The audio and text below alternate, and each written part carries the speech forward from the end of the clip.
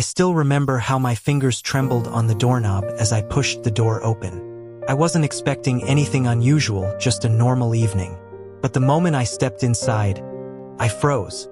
Mia's laugh echoed through the living room, soft and playful. A sound I once believed was mine alone. "You're unbelievable," the man with her whispered. "Please," she giggled. "I only stayed with him because he paid for everything. You think I'd choose him otherwise?" My heart didn't break, collapsed. I stepped forward instinctively, and the floor creaked under my foot. Mia turned, her smile evaporating as she saw me. "Oh, you're home." Not guilty, not scared, annoyed. I opened my mouth, but nothing came out. Just air shaking, useless air. The guy beside her shifted, awkward. Should I go?" Mia rolled her eyes. "Yeah, whatever. He's dramatic when he's upset." My jaw tightened. "Mia, what is this?" My voice sounded like it belonged to someone else. She sighed like I'd interrupted her favorite show. "Don't make this messy. We were basically done. You're too soft, too predictable. I got tired of carrying you." "Carrying me?" I repeated, my chest burning. She crossed her arms. "I mean, emotionally, financially, everything. You know it." I stared at her, unable to believe how easily she said it. "So you stayed for money?" She shrugged. "Come on, don't act surprised. You were useful." Useful. The word sliced straight through me. The man beside her cleared his throat. "Mia, maybe?" "Stop," she snapped at him. "He'll live." Then she turned back to me. "Honestly, this breakup was overdue." I felt something inside me twist. Slow, painful, cold. "So all of it, everything we had, meant nothing?" She gave a small, dismissive laugh. "You're emotional. You'll move on." Her face blurred for a second as heat stung my eyes. I swallowed hard, refusing to let a single tear fall in front of her. "I loved you," I said quietly. She didn't flinch. "And I loved the comfort. Let's not pretend it was deeper than that." Her words hit harder than the betrayal itself. My breath caught in my throat. I felt a hollow, like someone had scooped everything out of me. Something inside me snapped. Not loudly, but sharply, like a string breaking in the dark. I stepped back, gripping the door handle behind me. "Goodbye, Mia." She didn't stop me. She didn't even look sorry. As I walked out, cold air rushed around me, and for the first time in my life, I felt empty enough to be reborn. I thought walking away from her would be the hardest part. I was wrong. 2 days after the breakup, I logged into our joint account out of habit, and my stomach dropped. Zero. Completely wiped out. I called her instantly. "Mia, where's the money?" Her bored sigh echoed through the phone. "I used it." "Used it? That was our savings." "Relax," she said, as if talking to a child. "You'll survive." My breath caught. "You took everything." "Why?" "Because I deserved it," she replied coldly. "After everything I put up with." Put up with? For a moment, I couldn't even speak. "And the watch," I forced out. "The one my father gave me?" She laughed, an actual laugh. "Oh, that old thing? I sold it. It wasn't my style anyway." I gripped the edge of my desk, knuckles burning white. "Mia, that watch was the last thing I had from him." She paused, but not out of guilt. More like I was wasting her time. "Look, stop being dramatic.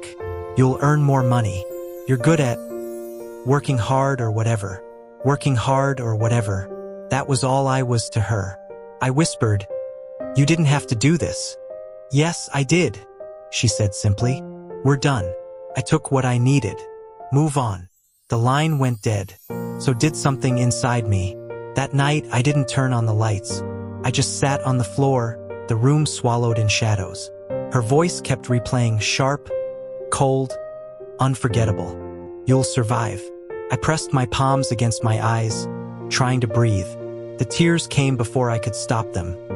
Not for her, but for me. For the version of myself who had loved her blindly.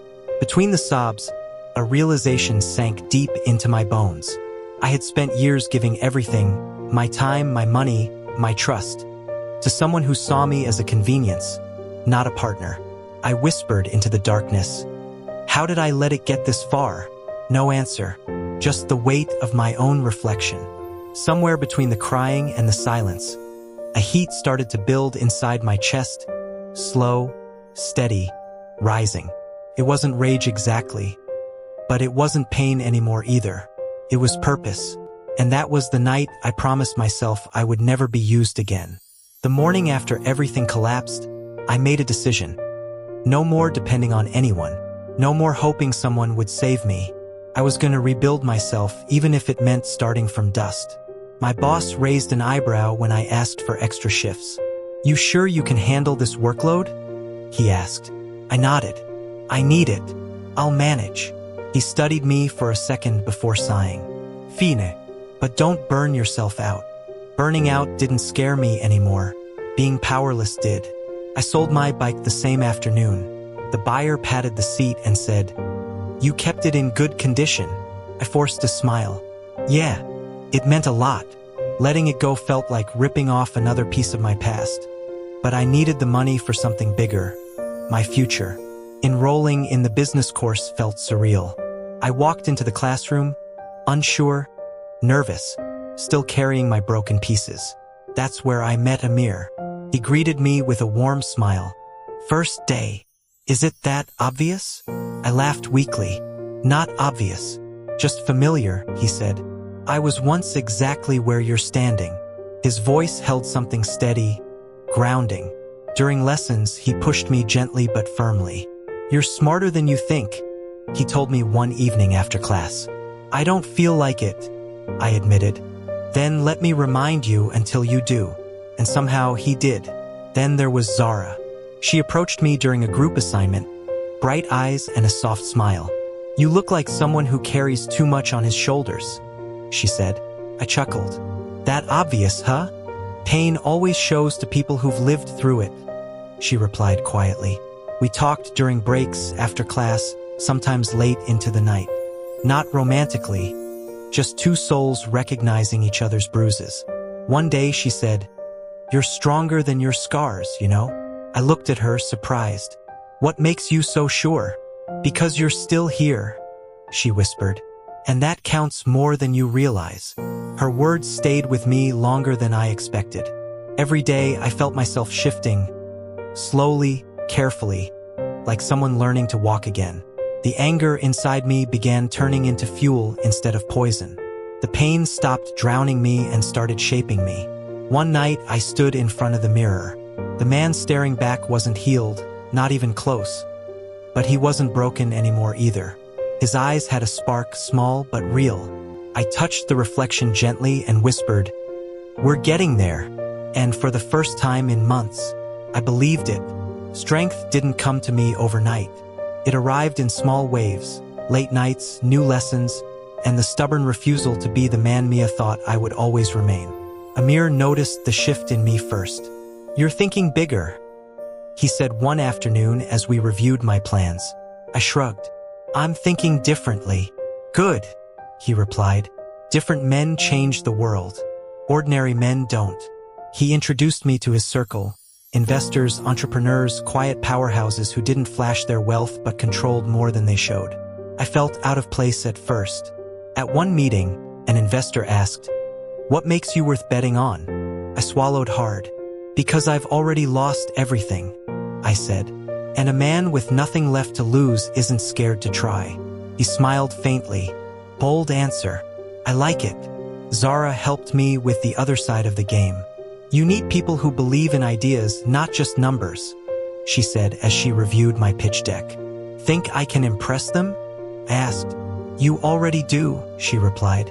You just don't realize it yet.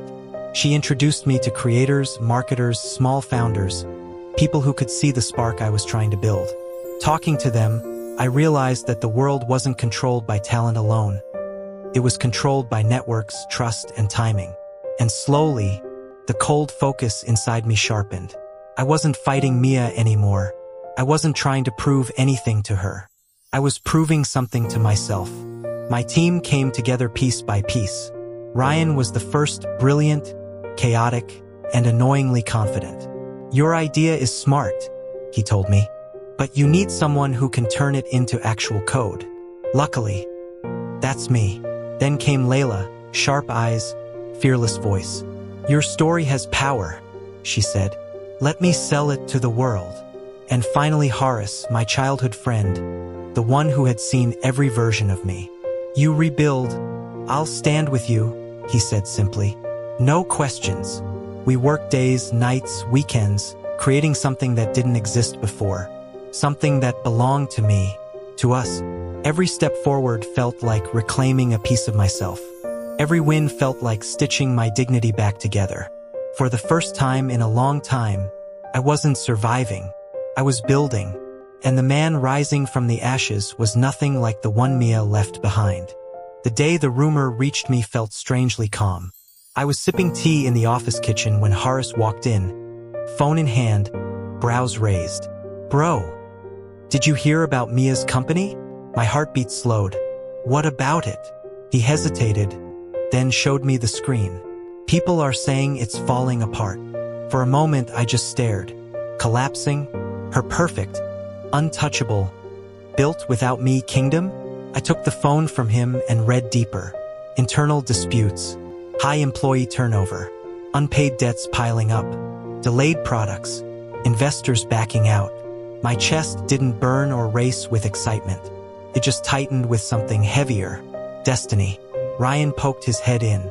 Boss, if these numbers are real, they're in serious trouble. I whispered, show me the reports.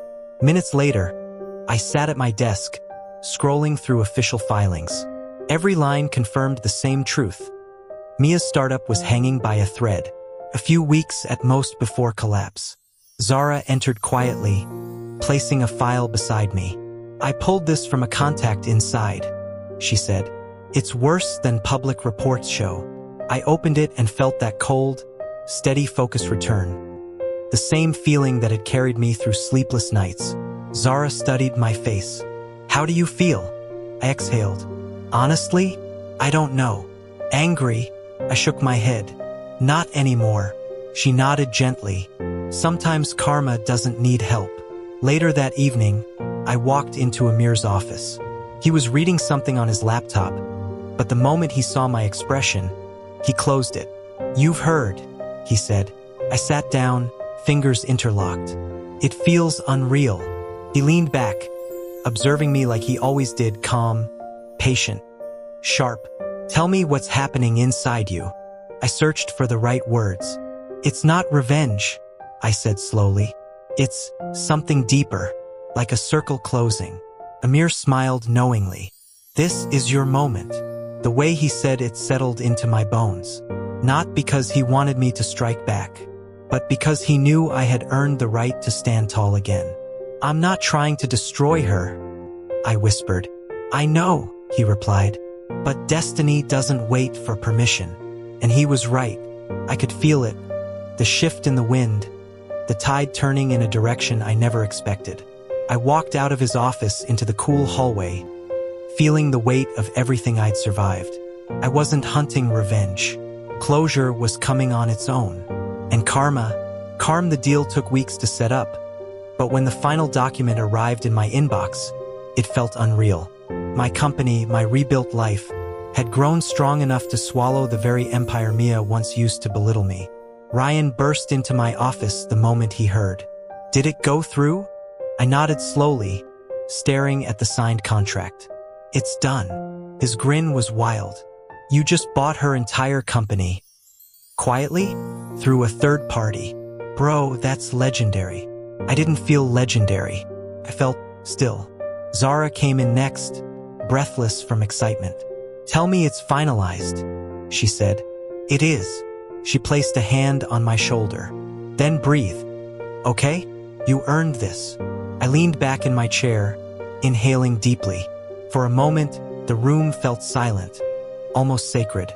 I had done it, but not for revenge, not to hurt her, for myself. The man she thought I would never become. Horace walked in with 2 cups of chai. You look like you're in shock, he said. I laughed quietly. I kind of am. He handed me a cup. To the man who rebuilt his life from nothing. I stared at him, emotions tightening in my throat. I'm not the guy she left on that floor, I said softly. I was already writing the ending she had earned. No, Horace replied. You're the guy who stands on his own now. That night, sleep refused to come. I lay awake, staring at the ceiling, my hands trembling. Not from fear, but from the weight of everything I'd endured.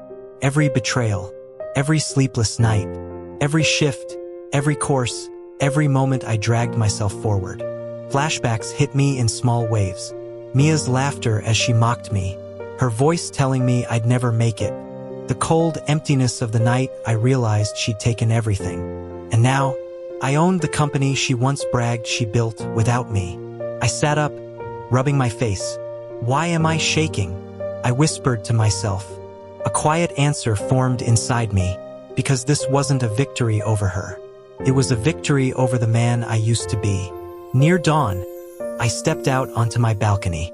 The city lights flickered beneath the fading night sky. For the first time in a long time, I felt steady.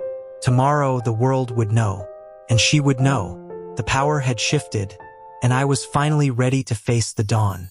The next morning felt strangely calm. I walked into the building with a confidence I still wasn't used to wearing. Like a suit tailored for someone I hadn't fully met yet. The boardroom was already lit, voices buzzing inside. I could hear Mia's laugh through the door. It was the same high, polished sound she used back when she thought she was untouchable. When I opened the door, she didn't even look my way. She was standing at the head of the table, talking like she still owned the room, like everything was still hers. Let's start, she said, flipping her hair and adjusting her blazer. The lawyer cleared his throat. Before we begin, there's an important announcement regarding new ownership. She smirked. If this is about the merger rumors, I already.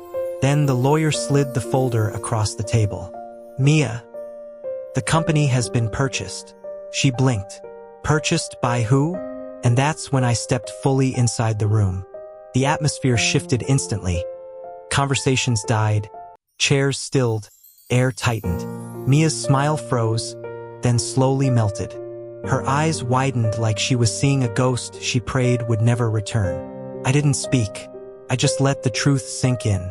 No, she whispered. No, that's not possible. But it was, and everyone in that room already knew it. I own this company now, I said, my voice steady, almost gentle. Effective this morning. Her knees seemed to wobble as she grabbed the table. Why would you do this? I didn't give her anger. I didn't give her revenge. I didn't give her the satisfaction of emotional chaos. You made your choices, I said, and I made mine. She swallowed hard, her voice cracking as she tried to recover her arrogance. This is ridiculous.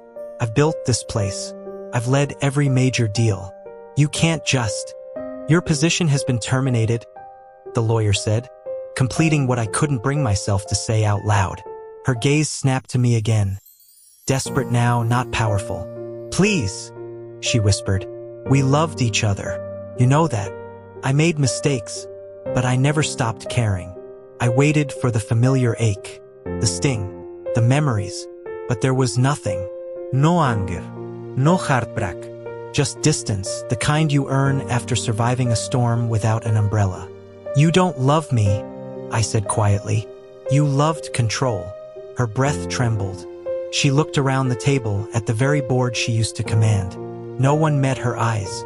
Not one person reached to comfort her. She had burned every bridge while believing she'd never need to cross one again. The silence was sharper than any shouting match. She began packing her things slowly, hands shaking as she placed her notebooks, her pen, her tablet into a box that suddenly looked too big for her. Each item felt like a piece of her slipping away. No drama, no screaming, just the soft fall of a powerful woman realizing her power was borrowed. As she walked out, she paused in the doorway. I never thought you'd become this, she whispered. I nodded. I know. And that was the truth. The simple, quiet karma she never saw coming. When it was finally over, I didn't look back.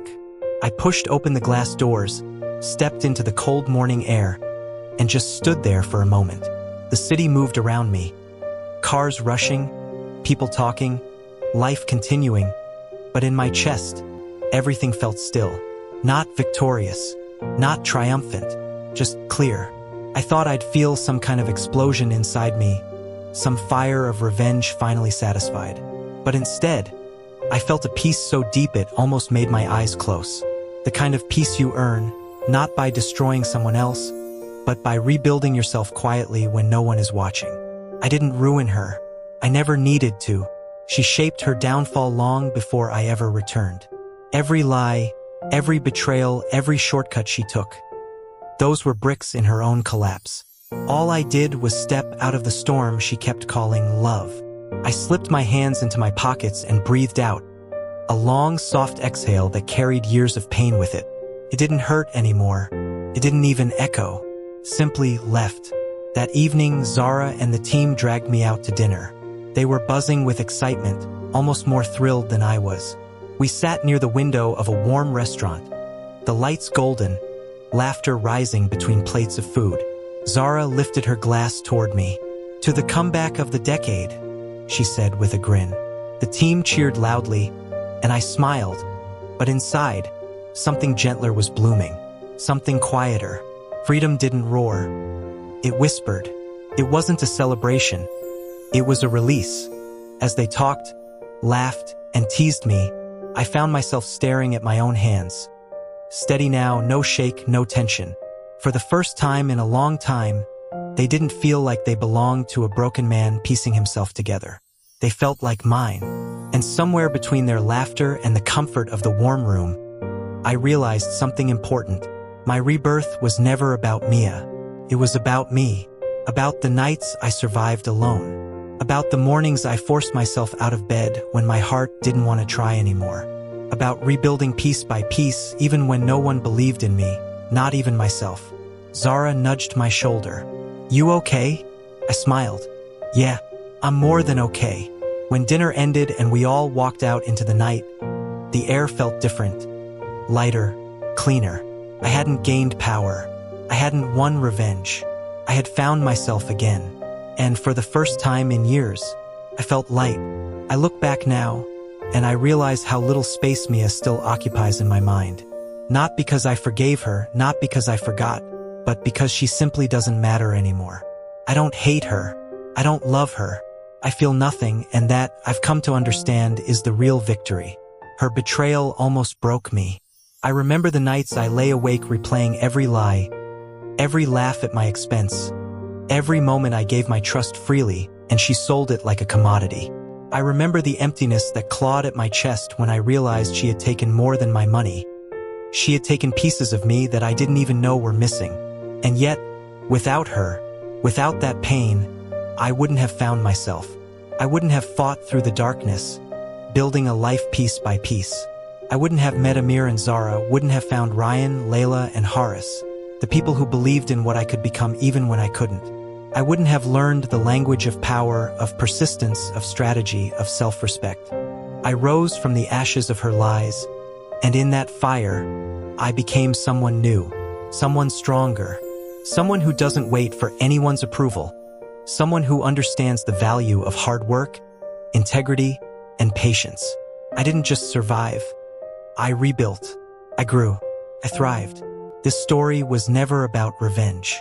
The world doesn't bend to our whims, and true satisfaction doesn't come from seeing someone fall. It comes from rising when you were supposed to break, from creating something lasting when destruction surrounded you. I am grateful, not for the betrayal, not for the pain she caused, not for the nights of doubt. I am grateful for who I became because of it. I stand taller now, steadier, my heart lighter. The man who once crumpled on the floor of his apartment, who cried over stolen love and stolen wealth, is gone. In his place is someone who carries the quiet power of survival, the subtle strength of self-respect, and the unshakable confidence that life can be rebuilt, no matter how thoroughly it's torn apart. I don't look back with bitterness or regret. I look forward, with clarity and calm, knowing that everything I lost was merely the foundation for everything I've gained. And that is the story I will carry forever. Not a story of revenge, a story of rebirth. And I am finally, completely proud of the man I became.